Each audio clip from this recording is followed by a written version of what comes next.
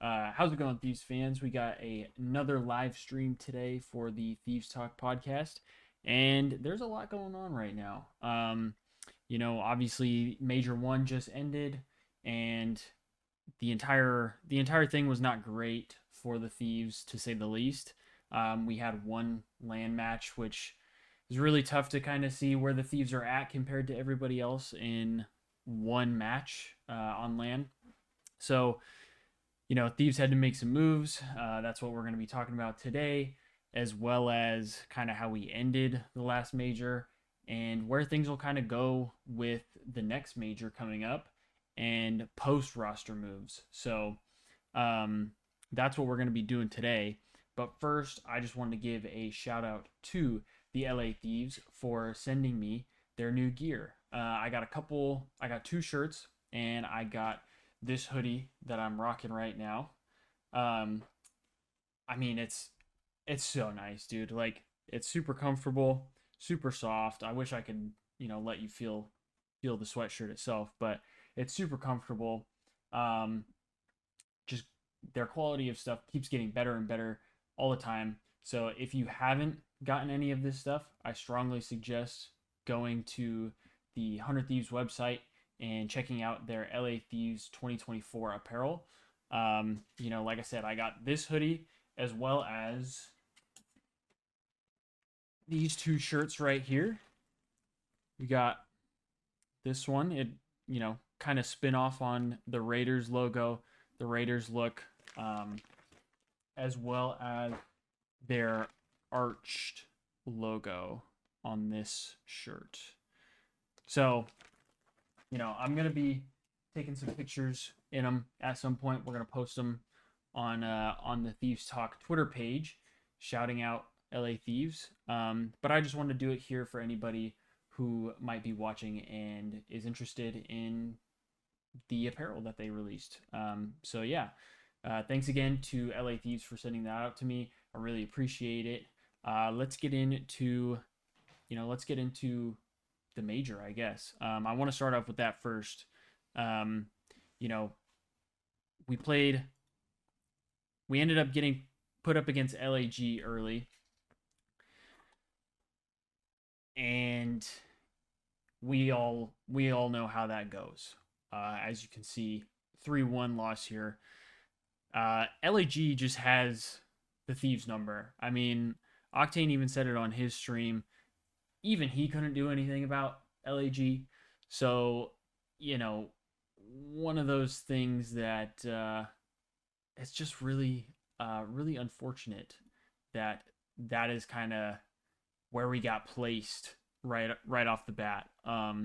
We had kind of talked about before that there were a couple different ways that this could play out, that the Thieves could play, a couple different teams, but of course they had to be paired up against LAG. And as you can see, the same story continued. Our hard point was just not there. Actually, the Karachi hard point was probably the best hard point that we have had all season, outside of the one that we won. 250 to 233. I mean, we got stomped against LAG online in hardpoint. So, having it a little close, obviously it sucked to lose. But going into the search and destroy, I didn't feel too worried about the fact that we still lost the hard point. I thought there was, they showed a lot better effort, or competitiveness than what they did in the first hard point that they played against LAG last series. So for me, like going down 250, 233, obviously still not good that we couldn't win a hard point, but we were able to kind of battle the whole time, which made me think that going into the S&D that would be a little better for us, and maybe we would have a better chance at pulling out the S&D win. And if we look at the stats here, Ghosty was frying. He had a great series, but everybody else was kind of eh. Afro, Jode, Thieves both with a 0.76 KD, Cammy with a 0.81, and really LAG, their roster wasn't doing what they did definitely the first hardpoint map that we played them. Like I said before in the last series, Diamond Con still had a great map, but Fame, Estriel, and Assault all going negative, especially Fame. Um, Compared to last time, that's a huge difference. That could be one of the reasons the Thieves were able to kind of battle back and be a lot closer than what they were. Um, but yeah, this one didn't seem like a demoralizing loss in my opinion. Obviously, I'm not in their comms, I'm not in their camp. I don't know how all that goes, but losing this map did not feel as bad as losing the sub base against them last series. But then we go into the map 2, the invasion. As you can see, a 6-5 loss. Um, you know, it's been a while since I watched the series, so I don't fully remember all the stuff that happened, um, like each round and stuff like that. But you know, this was one that I believe they were up. Um, they were up 5-4 at one point, and they just weren't able to close out the last round. Um, for some reason, man, the Gorillas just were able to land every spawn nade that they threw. So it seemed like half the map, the Thieves were playing down a man. They were playing 3-4, trying to retake. So I mean, when you put it into that perspective, you kind of got to give them credit for the fact that they were able to almost win the map. I mean, it's tough to play down a man pretty much every single round. Now, obviously, you could bring the counter argument and say that they got to be able to kind of get over some of these nades, but like if you don't know where the nades are going to land and how it's going to affect you, it's hard to anticipate that. And they did pretty well for, like I said, playing 3v4 basically for most of the rounds. Ghosty, again, like I said, he had a great series, 11-7. Stuff you love to see out of him on search, because I know in the past we haven't seen the best stats out of him on search and destroy. So anytime he plays well in search, it's a good thing for the Thieves. Hopefully that's something we will continue to see moving forward. Um, but yeah, Cammy 5-7, Afro 6-9. Afro had a little bit of a slower search. He's been doing pretty good in the search, but this was one that it seemed like he wasn't doing what he has been. And guys are gonna have up and down maps, up and down series. It is what it is. Like can't put full blame onto him. Um, and then as you can see, they had 3 guys positive. Just gonna be difficult winning a series, winning a search, especially when you have 3 guys in the positive. But yeah, that one was more of the, I would say, probably demoralizing loss. That was the one that made me feel like that was the nail in the coffin in a sense. Um, just just because of the fact that they were up, like I said, they were playing 3v4 for most of the map, and they weren't able to close it out. Then obviously you go down 0-2. That's not easy to come back from, especially in LAN, and especially knowing your history with how this last major has been, that we've only won one hard point, and now we're going to have to win another one in order to be able to take it to a game 5. Just it didn't look very good. But then we go into the map 3 Karachi Control, and I think that was one that some people might have thought like, oh, they're not playing Invasion, it's not going to be as great for them. I think they were just, I don't know how you want to say it now, but they are a good control team. Like it doesn't really matter the map. They obviously 3-0'd on Karachi Control. We had several guys just gunning, dude. Like for some reason, everything changes when they get into a control. And Octane mentioned it on his stream as well, that maybe it's just a mental block for hardpoint that they had, that like during their scrims they do it really well. Because even Shane came out and said that they're winning like, I think like 75% of their hardpoint maps when they scrim, but for some reason it just doesn't translate to their actual matches. So it could be a mental block kind of thing. Maybe comms just get a little too flustered, whatever it might be. But controlled, they do not have that issue, it seems. They throughout the entire major, they were competing with everybody in control, and that was never really a problem. Um, as you see, 3-0, Jode Thieves 1.64 KD, Ghosty 1.53, and Afro 1.28. Cammy the only one going negative at 17 and 22. Whereas on the Gorillas, Assault was the only one to even break even. And that's huge if you can get Diamond Con and Fame to have a little bit of a slower map, because when those guys are shooting, they're very tough to beat.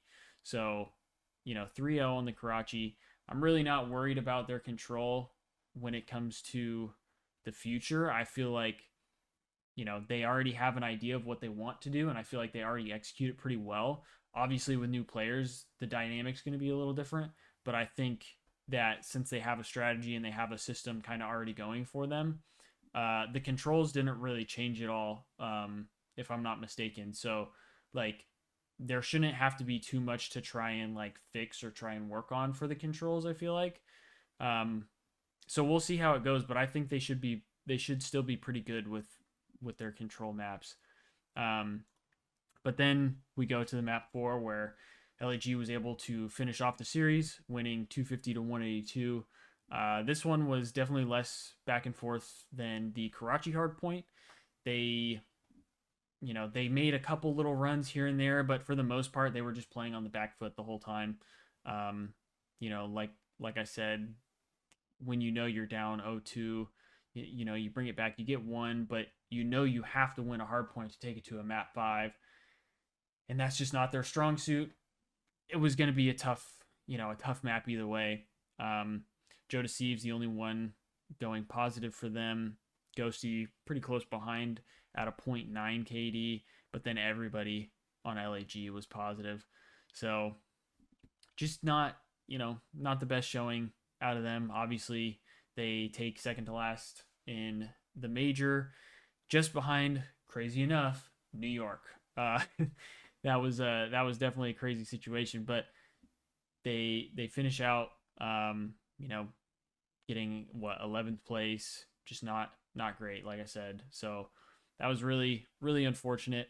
But yeah, that's where they ended the major at. Let's start talking about the roster changes. I'm pretty sure that's what everybody wants to hear about at this point.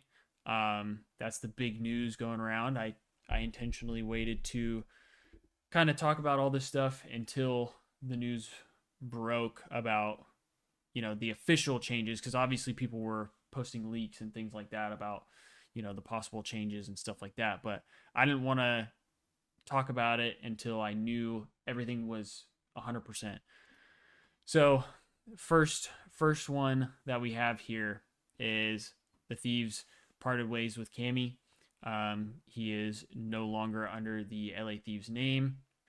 Really, really unfortunate. Like, I did like Cammy. I think he's a great player. I think he just hasn't been playing to the standard that he needs to play at, in order to have a starting spot in the league.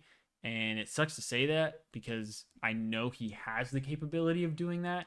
Like I said, it's just he hasn't been playing up to that par. So I'm glad we got to pick him up. I'm glad he had a spot for a little bit. It's just really unfortunate that it didn't pan out. So that was the first announcement that I felt like was kind of going around. It was that in the next one here of Jode Thieves. So originally the rumors were just that Cammy and Jode Thieves were going to be replaced. There were no, I guess, like, definitions of how it was going to happen. So people were thinking that Jode Thieves was going to be completely dropped, just like how Cammy was. But with Jode Thieves, we're not completely dropping him. He still is technically under the LA Thieves name. He has just moved to the substitute spot, and he will be playing for FaZe Black now, in Challengers. So he'll still be getting reps and things like that. Not like Cammy won't be, but there's always a possibility that he will bump back up into a starting spot.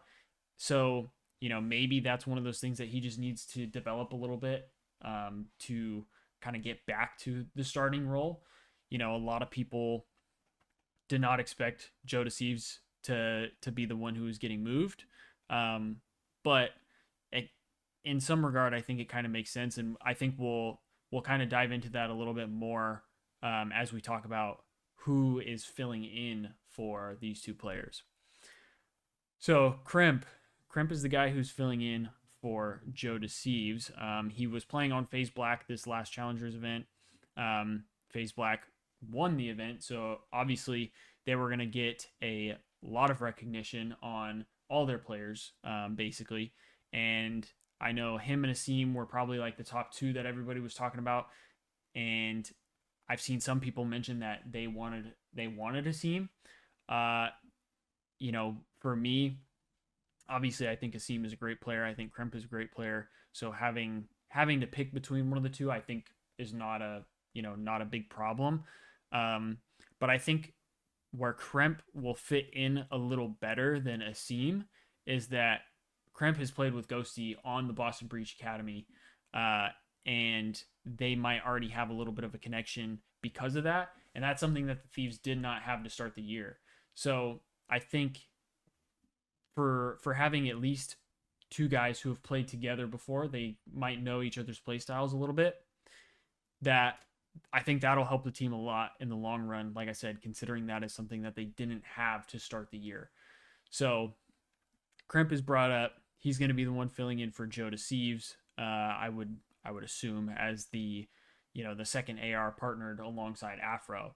I'm very interested to see how the sub duo will pan out.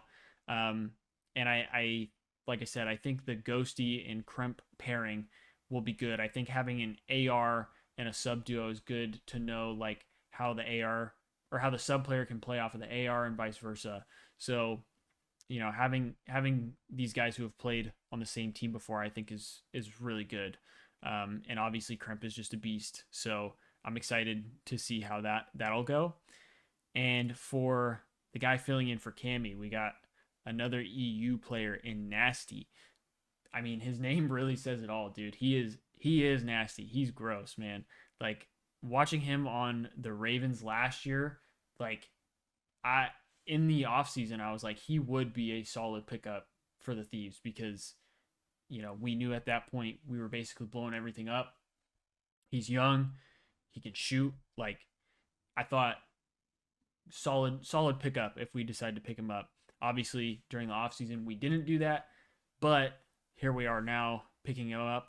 And this is where I think when people ask why did Joe get swapped out to the sub spot and not Afro? Well, I think for one, I mentioned Joe Deceives is a young player. I think there's probably some things that he just needs to iron out a little bit before I would say he can be fit to play as a starting role. Whereas Afro has a little bit more time under his belt. He might have some of that stuff more locked in, and I think Afro and Joe Deceives were playing at a very similar level. So I think when you put those things into perspective, I think Afro has a little bit of an edge in that regard. But the other thing is, if they had an idea that Nasty was the guy that they wanted to pick up, Nasty and Afro teamed on the Royal Ravens for a little bit. And again, as I mentioned with Ghosty and Kremp, you now have another duo that has played together. Whereas, like I said, we didn't have anybody that played together to start the season. So if the Thieves would have picked up somebody else over either Nasty or Kremp, that camaraderie or that chem is still not really there, if that makes any sense. So, like, that's where I think having Afro stay instead of Joe Deceives, I think that's where it makes a lot more sense to me. So that's our pickup at the AR, which I think is a great pickup. I'm really excited to see how these guys play out. And I think with having a decent amount of time to prepare for the coming major, I'm hoping that will lead to some more success. On top of that, the game kind of changed. There's different hardpoint rotations now. Like they're talking about trying to bring in this new map Rio. So there's some things here and there that I think the Thieves might maybe not have an advantage in, but they might get the benefit of that all these other teams have to figure this stuff out too, that it's not just them trying to figure out the new system. So hopefully that'll kind of play into our favor going into the Miami Major and going into the next matches. But the hard part is we have a rough schedule going into the Miami Major. Um, let's bring this up here so we can check out the schedule here. So matches don't start until the 16th of February, as you see here, and the Thieves don't play until Sunday, February 18th. But our first matchup is Optic, Texas, and Optic is, top 3 team in the league right now. I would say probably the 3rd best team in the league, whereas the Thieves, we are not there, and having this big change to the roster is definitely going to be tough to try and overcome. A storyline though to look out for this match is Kenny. Recently, a couple weeks ago, I believe, in a scrim or something, he was playing against Kremp, and he called him a shitter or something like that, and said that Kremp will never be back in the league. Well, ironically enough, he's back in the league. He's on the Thieves, and they face off first against each other in this upcoming split. So that's something to look out for. Hopefully Kenny doesn't, become the Optic killer, but for the Thieves. So I think it'll be pretty good. I'm excited to watch it. I think as long as the Thieves kind of make some adjustments, even if we lose, I think it'll be an interesting match. But yeah, it'll be tough to start it off. Then we have the Heretics, who, they're not terrible, but they're not like, they're very inconsistent, it seems like. So, this will be tough. They're definitely on the better end, but they're still inconsistent. So we'll have to see if maybe they iron some things out. They get to where, they're playing a little more consistent. That might be difficult for us. But yeah, that's our second matchup. Then we play Rocker, who I think Rocker was like the dark horse team of this last major. I definitely didn't expect them to make top 4. Like, I don't know if anybody else did, but they played really well. Like I said, made it to top 4, which is really impressive. And because of that, that kind of changes how we might look at some of these matches here. I would have thought before that, oh, Rocker is a team that we can probably beat. But now it's like, okay, I would argue they're above the Heretics when it comes to, consistency in their skill. So we might be in for a rough match against the Rocker. And then of course, right after that, we have FaZe, which they're easily the 2nd best team in the league. Definitely not going to be easy. Then we have Vegas, which I think is kind of like the team that we should beat. Vegas is a good team, but they've just had a lot of, I feel like, little issues as well that have caused them to not be to the standard of what they could be. Like Octane said, Attach is having a really good year this year. They're not kind of closing out series, and for the Thieves, that could play into our favor. So we'll have to see how that goes. We have another LAG matchup, which, like I said, to start off the pod here, historically we don't play well against LAG. Hopefully we can start to rewrite the script, change up this curse or whatever you might want to call it, and hand an L to LAG, because they keep taking dubs against us, and I'm getting sick of it personally. Then we have Toronto Ultra. That is our last matchup. Like this is going to be brutal, dude. It has the potential to be really really brutal. Um, Ultra easily best team in the game. Like I feel like it's not even close. They're beating up on everybody. They beat up on FaZe like it was no problem, and FaZe battled back and forth with Optic for a while, barely kind of squeaking out a win. So to me, it's just like Ultras. They're just way up there, dude. They're way up there. That one probably not going to be great. Um, Obviously, momentum and things like that can dictate how teams play, but that's our split, man. It's a lot. It's going to be a lot to handle. Um, really, really, really not too excited for this, but it's going to be tough. We got a brutal split coming up for the Optic matches, a Ghosty and Kenny series. Yeah, yeah, they definitely. It is basically a team swap, just straight up 1-for-1. Gonna have to grind this split out. Yeah, dude, it's gonna be a rough one. I know Octane was mentioning too that like it's probably gonna be hard to tell where the Thieves really are at until the next major, just based on schedule alone. Like the teams that we face are so good that you can't really hold it against them if we don't have a great major, you know? Like the team is, it's a new team. They're they're going to be trying to get their chem up. So it's just going to be hard to like actually see where they stand compared to everybody else. Purely just because of this lineup.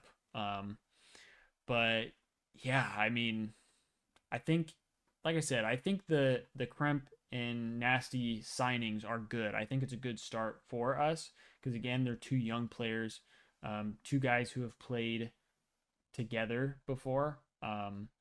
Now we have Kremp and Ghosty and Afro and Nasty, which is huge. So we love that. We love that. Scrim startup tomorrow with the new squad. We love that. We love that. I love to hear that. Dude, I wish I could be a fly on the wall for scrims just to see what it's like. Just need to see some hardpoint improvements this split. Yeah, hardpoint is definitely the biggest thing that needs to be fixed because you know again I in Octane stream he was talking about how like you have some teams who are not good at the swing modes like control, and that will really hurt a team because you might be doing really well, but then you basically chalk up the swing mode that it's like, all right, we're not going to win that. Whereas the Thieves are kind of the opposite. The Thieves have the swing mode figured out. It seems like.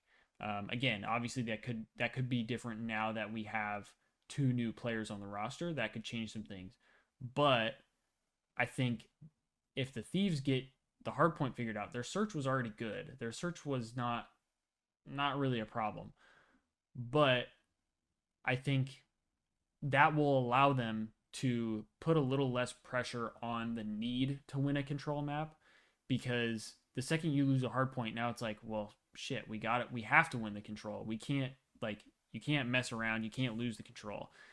And then you have to hope at that point, especially if you lost the search, you have to hope you win another hard point. And if you couldn't win the first one, it's going to be tough to win the second one. So, if they get that hard point figured out, you have two hard points in a series most of the time. So if they can do that, then it allows a little bit of a toss up for the S&D and the hard or the controls. So that's definitely the first line that they got to get figured out. And it seems like based on what we've heard coming from the camp, like Shane has said that they were winning like 75% of their hardpoint scrims. So it's not like they don't have an idea of what they're doing, or like how to do it right. It's just for some reason it's not connecting when they get into actual matches, and that's the biggest thing, you know.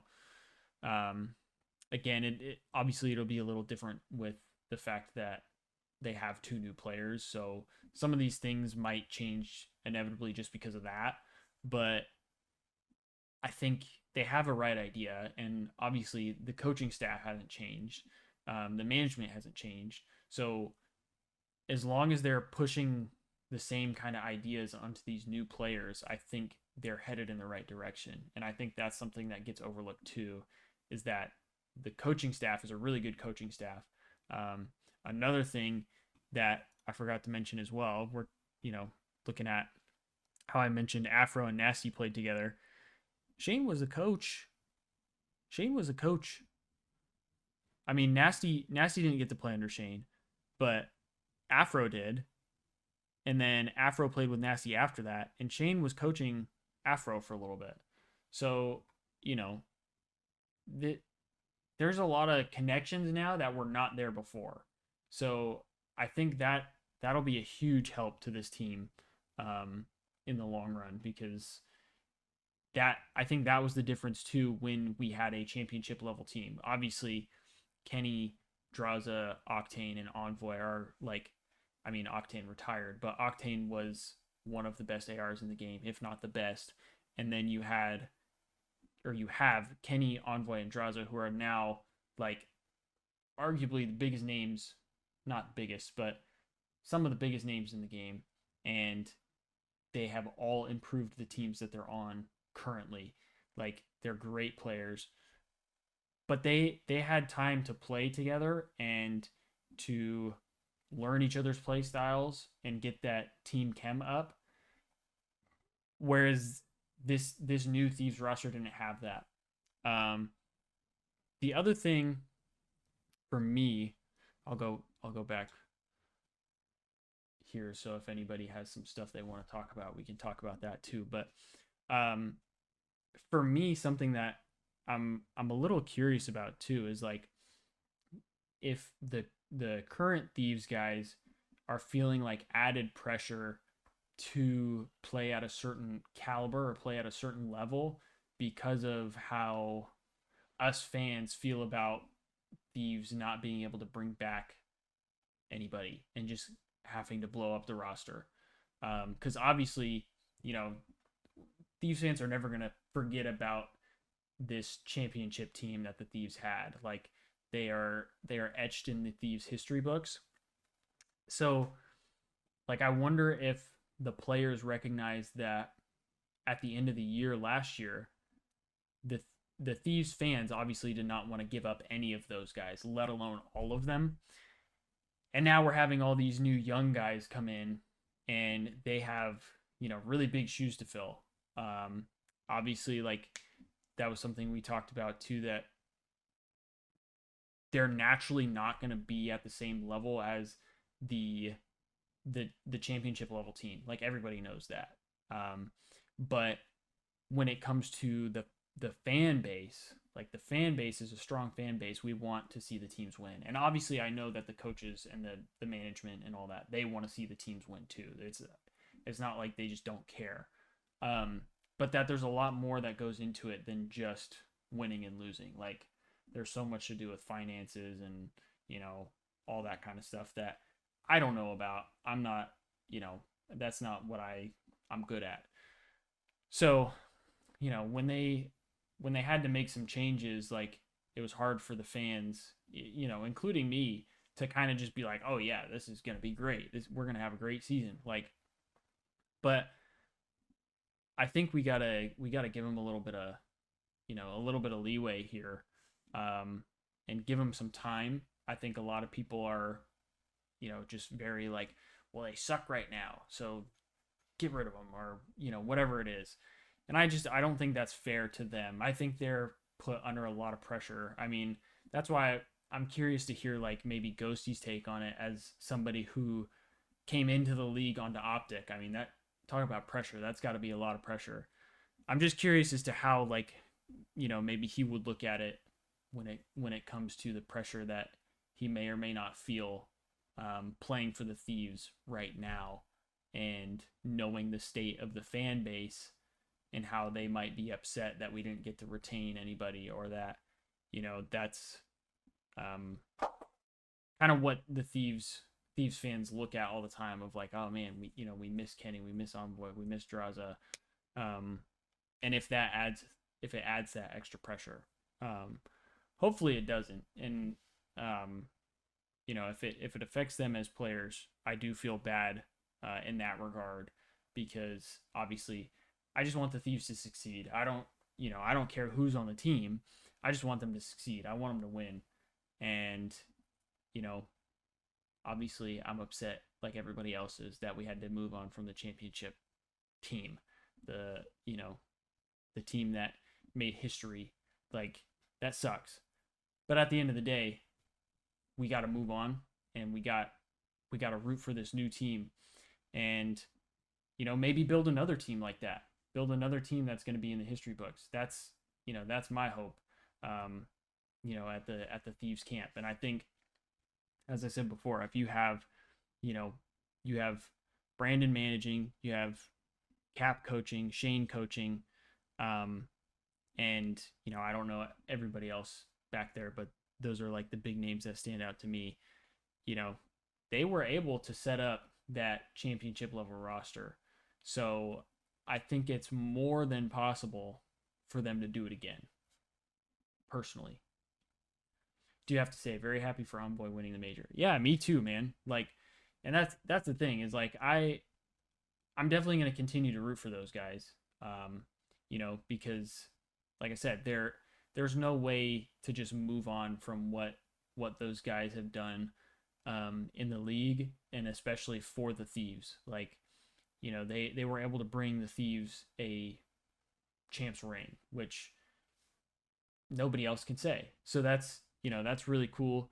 That's why I said it's etched in the LA Thieves, Hunter Thieves history books. So, we're never going to forget that team, but at some point we have to be able to, you know, be not be on the side because I know a lot of Thieves fans are on the side of this new team, but we have to like see it out more so. Like we can't just say like, well, we should have had X, Y, and Z players. Like we just got to ride it out, see how it goes. Every team has its ups and downs.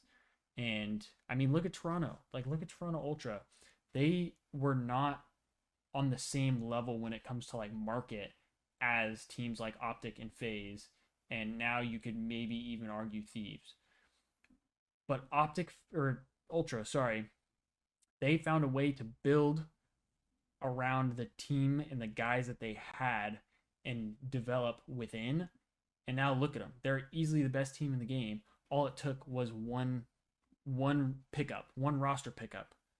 Like so I think it's something that will just take a little bit of time. And once we get there, I think the Thieves have a good core and a good base that they will be a good um maybe in the future you could even say dynasty level team. That's what I'm hoping for at least. I think everybody else will be too, but good to see all the previous players in the top 3. Yeah, I mean it just shows how good those guys really were. It really does. So I'm very happy for all 3 of them because they deserve that. They were a damn good team when they were together and they're damn good players on their own. So that's awesome for them. Was always going to be a slightly tougher year given the circumstances. Just need to trust the player and coaching staff to make the best. Yeah, absolutely. I mean, I think it's completely fair to say that this year is not going to be the same as what the last couple years were, and that's okay. Um, but for me, it's more of like the I think the fans just need to be willing to stick it out.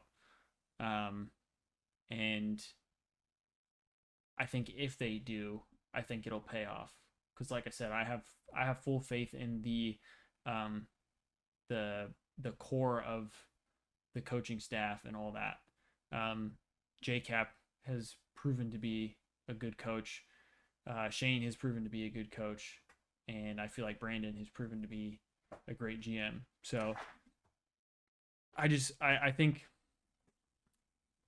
I think it's just a matter of time that they get it all figured out, and I think that's the upside of having this young team and why we have to give them a little more time is because over time, I think they're just going to keep getting in better and better um, under this coaching staff. So I give them a lot of credit. But yeah, I'm very excited to see how the new guys mesh together. Um, you know, obviously, pretty sure that's Brandon Novus.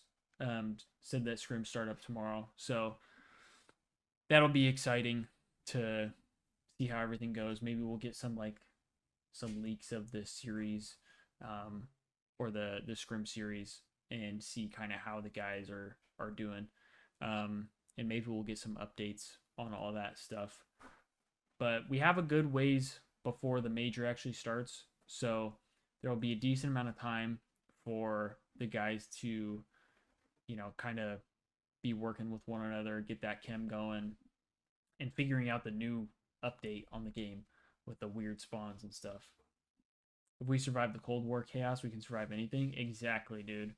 Exactly. Cold War was chaotic. That was a rough year. I can't lie. I was upset like all year watching that season, man. Like I just knew the team could be so much better than what they were that it was like, man, this sucks. But it was their first year in the league, man. Like, what can you expect? It's their first year. So, can't blame them. Novus, thank you for the follow. Appreciate it, man. It is you, Brandon, right? I'm not faded because your Twitter handle is Novus too. Okay, I just wanted to make sure. I just wanted to make sure. But yeah, I'm excited for the year. I'm hoping to go to the Miami major. Um, Obviously, we still don't know where it is, so I can't really make any plans around it yet because I don't even know if I'll be able to get time off for it from work and stuff like that. But um, I would love to go to an event this year. I think the easiest one to try and get figured out would probably be Dallas because it's the closest to me where I am. Um, and I have family that lives in Texas, fairly close to Dallas. Um, so I can kind of do both. But yeah, I mean, hopefully, I'm hoping too that the Thieves do another event like they did for the start of the season. I know that was something that they mentioned like wanting to do again. So if they do, I'm definitely going to try and figure out going to one of those again. Hopefully, it's another thing like at the compound because that was super cool. Um, and now we'll have two new guys on the team, and maybe maybe we get some positive outcomes and get to be around other Thieves fans like myself. That would be super cool. Um, but yeah, I mean, I'm excited. I'm excited for the new squad. Um, we'll have to see how they do, but I know Kremp is a solid player. Um, Obviously doing his thing in challengers. Um, that's that's a good start. Played a little bit in the league last year, not really a ton, but played a little bit. And then Nasty, I thought he was great on the Ravens. I saw his stats on Team War for this last major weren't like they weren't crazy because I mean they placed top 12 or something. Um, so they didn't have like a great finish, but they, I mean, like I said, Nasty he did his thing in the league. So I know that he has the skill set to be in the league. He's already proven it. And a lot of people have even said that they thought he should have gotten a roster spot like during the offseason this year. And unfortunately he just didn't. But now he's getting his chance to play in the league. From the UK, and upon visiting LA in last September last year, I made sure to check out the compound in person. Yeah, dude, it's really cool. I've been there a couple times. I I mean, I'm just a huge Thieves fan in general, so like the compound is super cool. Um, but with their watch party thing that they did to start the year, we were actually able to go into the compound and watch the match or the first day matches inside of the compound, which was super cool because the other times I've been there, they haven't really let people in the compound. They've kind of just let people either in like a zone or they've had everything be like outside. So that was really cool to get to be in there. I got to talk to Brandon. Um, got to talk to the players a little bit. Um, yeah, and we just got to chill out. I felt bad because I was kind of sick, but it was really cool, and I would love to do it again. And if you're ever able to go, I strongly suggest doing it. Obviously, coming for like a day for a smaller event might not might not be worth all of that. But I mean, I live in Arizona. I drove from Arizona there with my girlfriend, and we got to hang out for the day and watch some Call of Duty matches and meet the players. I got uh other way. I got this jacket, not the alien. I've had the alien, but the jacket I got from there, and I got it signed by all the players. And then I got a signed controller, which I hate to say, but I'm using it right now because my other controller is beat up. But my girlfriend gave me the idea to put tape over the signed, like the signatures. So I put tape over it so that way it wouldn't, like if my hands get sweaty, it won't wear off the signatures. Hopefully that works. I mean, I've been frying with it, so maybe that was the move. But yeah, that's what I've been doing. With that at least. I wanted to just keep it since it's signed and not ruin it, but um, my other controller that I have is from 2020, so it's 4 years old at this point. Like I need a new controller, um, so I was like, well, this is all I got right now. I can't be playing ranked with a busted controller. I'm getting slammed, and I started using this controller, and I'm frying. So maybe I'm getting the powers of all the Thieves players and X players or however you want to put it. But uh, either way, it's super cool. That's my long way of saying it was super cool. But yeah, the majors at some point they should do majors overseas again. But I know now that they don't have the Ravens in London and they don't have uh, the Legion in Paris anymore. It might be a little less likely. Now the only thing that we have out of country is Toronto, um, which we have this year, and I would love to go to, but I know that would be a harder thing to get figured out because it's out of the country. You have Halo coming over, so you're gonna go see that. That'll be cool. Halo is that's a that's a team that I wish the Thieves had was a Halo team because Halo is fun to watch, very entertaining. Um, it's really cool. Their cosmetics are super dope too, so I already know like the Thief skins in game would be fire. Um, but yeah, Halo's a good event. Romo was your favorite player? Yeah, that'll be cool, man. Hopefully you can like meet him too. Maybe get a signature or something. That would be dope. Romo's a beast, that's for sure. I know that. I I when the Thieves first started and like there was rumors about him like retiring or whatever, I was like, is there any way he would come to the Thieves and play? Be with be with Nate Shot again, but he plays under him. I don't know. Obviously, he's optic through and through. I don't think that would ever happen, but I thought it would be kind of cool. The guy could hope. All right, I think unless we got some more stuff that we want to talk about when it comes to um, this new roster or what we got going on um, for the major. Any opinions, any hot takes, anything like that? I think that should do it for the podcast. Um, like I said, I wanted to wait until everything was kind of officially announced to be able to talk about it. Um, so that way it wasn't like, well, this is what it could be, and then comes out later. Nope, that's not true. So I just wanted to wait to do that. Um, but yeah, if that's all we got, then I think I'm gonna end it here, and we'll probably be off of the podcast for a little bit, just based on the fact that we have a while until the matches start up again. But once those get going, we'll be doing this more. We'll be doing the lives again, and I will be posting them to YouTube. I appreciate you guys sticking with me.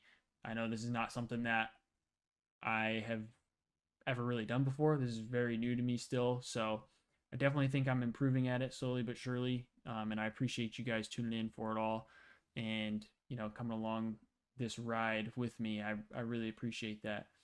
Um, but yeah, thank you, Brandon. I really appreciate it. I'm glad you enjoy. That means a lot. Looking forward to see how the new team looks. Yep, a few L's, but look for the improvements. That's where I'm at, man. Thank you, Retro. I really appreciate that. Appreciate that. Appreciate you guys tuning in. But yeah, that's gonna be it this week. Be on the lookout for more tweets if we have any other updates. I try to keep that stuff posted on the Thieves Talk Twitter. I'm still gonna try and post some stuff maybe on my Thieves Talk TikTok. I haven't really done anything with it yet. I haven't really had anything to post, but we're gonna get there. We're gonna start posting more and more stuff. And then be on the lookout for when I tweet that I'm going live. We'll be talking about more matches or updates or whatever it might be. That kind of comes around. So if you're not following the Thieves Talk Twitter account, I strongly suggest you do that. We also have a Thieves Talk Discord. I'm honestly probably not as active as I should be in it. But if you want to follow that, you can either reach out to me on Twitter. I actually have to open my DMs, but you can do that. I can try and send you a link, or I think if you type !Discord, it might be on here, but I'm not 100% sure, so don't quote me on that. But either way, I have a link to it, I think, on Twitter as well, so maybe you could do that. But anyway, I'm rambling. Appreciate you all for tuning in. I will see you guys in the next one. Peace.